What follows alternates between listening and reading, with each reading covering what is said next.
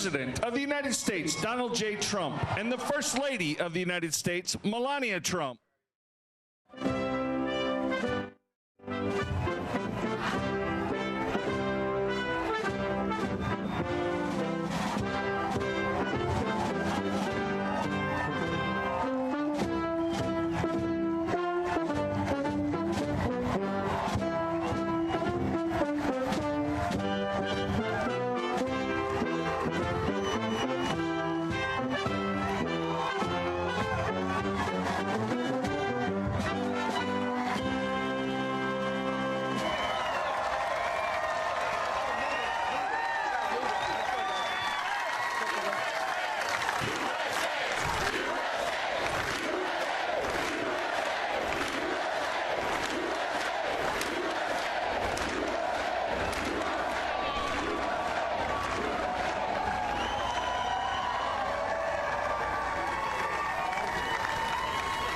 It's just the way we are. It's the way we're designed. It's the way we train, the way we love each other. You know, it's brotherhood. It was real easy for me to do anything out there for my guys. You're out there every day. You're trained for years. You live together. You go through a lot of crazy things together, and you're willing to do anything for these guys. So even though we face the difficulties of today and tomorrow, I still have a dream. It is a dream deeply rooted in the American dream. I have a dream that one day this nation will rise up and live out the true meaning of its creed.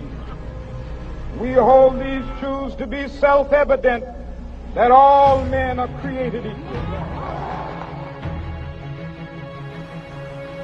I'm going to step off the limb. That's one small step for man, one giant leap for mankind. December 7th, 1941, a date which will live in infamy. The United States of America was suddenly and deliberately attacked by naval and air forces of the Empire of Japan. No matter how long it may take us to overcome this premeditated invasion, the American people in their righteous might, with confidence in our armed forces, with the unbounding determination of our people, we will gain the inevitable triumph, so help us God. Why do American warriors under fire do what men have done since this nation's inception? This is a common thread that connects the militias of Lexington and Concord with the warriors of Fallujah. It is our love of nation, our way of life, and our love by those who we serve with side by side.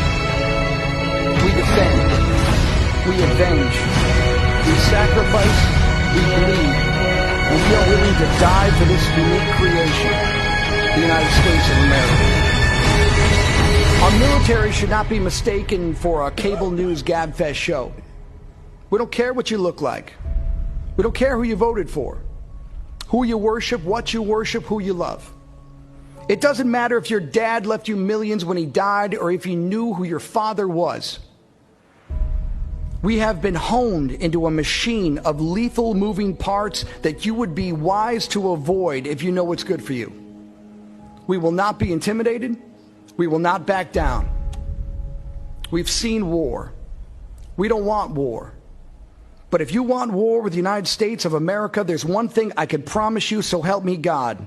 Someone else will raise your sons and daughters.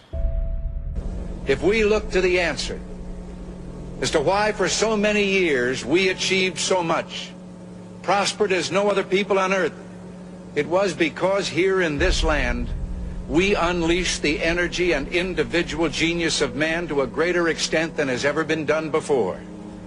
Freedom and the dignity of the individual have been more available and assured here than in any other place on earth. The price for this freedom at times has been high, but we have never been unwilling to pay that price. Let us renew our determination, our courage, and our strength. And let us renew our faith and our hope. We have every right to dream heroic dreams. Those who say that we're in a time when there are no heroes, they just don't know where to look.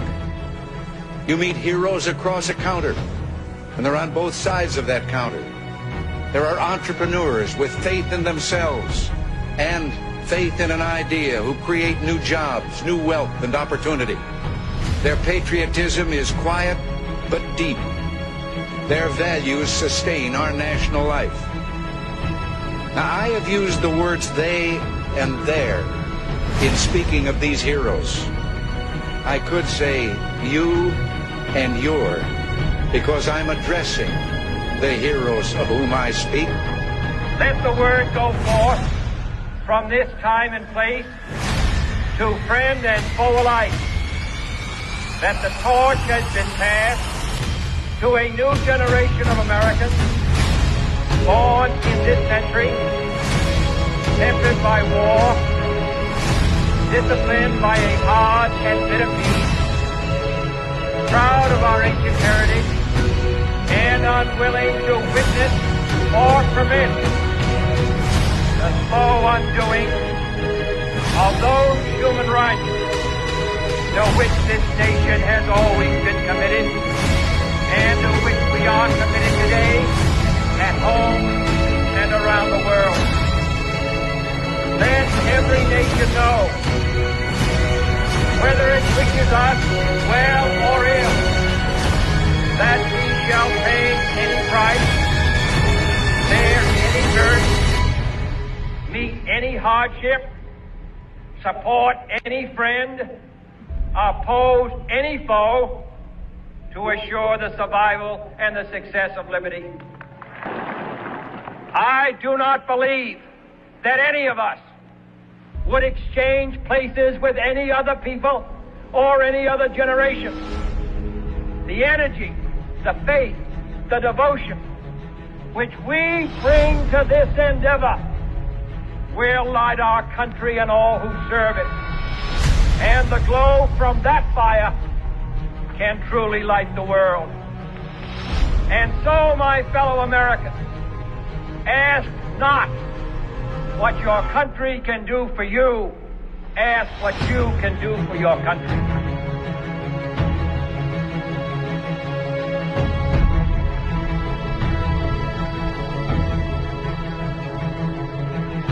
Americans love our freedom, and no one will ever take it away from us. Our nation is stronger today than it ever was before. Navy, Air Force, Coast Guard, Marines, and very soon, the Space Force. We will plant the American flag on Mars. It's happening, Gene. It's happening. The Army brought America's righteous fury down to Al-Qaeda in Afghanistan and cleared the bloodthirsty killers from their caves.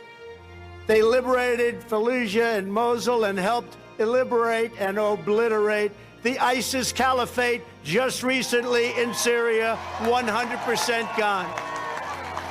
Through centuries, our soldiers have always pointed toward home, proclaiming, "This we'll defend." They live by the creed of Douglas MacArthur: in war, there is no substitute for victory. They are the greatest soldiers on earth. We will always be the people who defeated a tyrant, crossed the continent, harnessed science, took to the skies, and soared into the heavens. Because we will never forget that we are Americans, and the future belongs to us. We are one people chasing one dream and one magnificent destiny. We all share the same heroes, the same home, the same heart, and we are all made by the same Almighty God.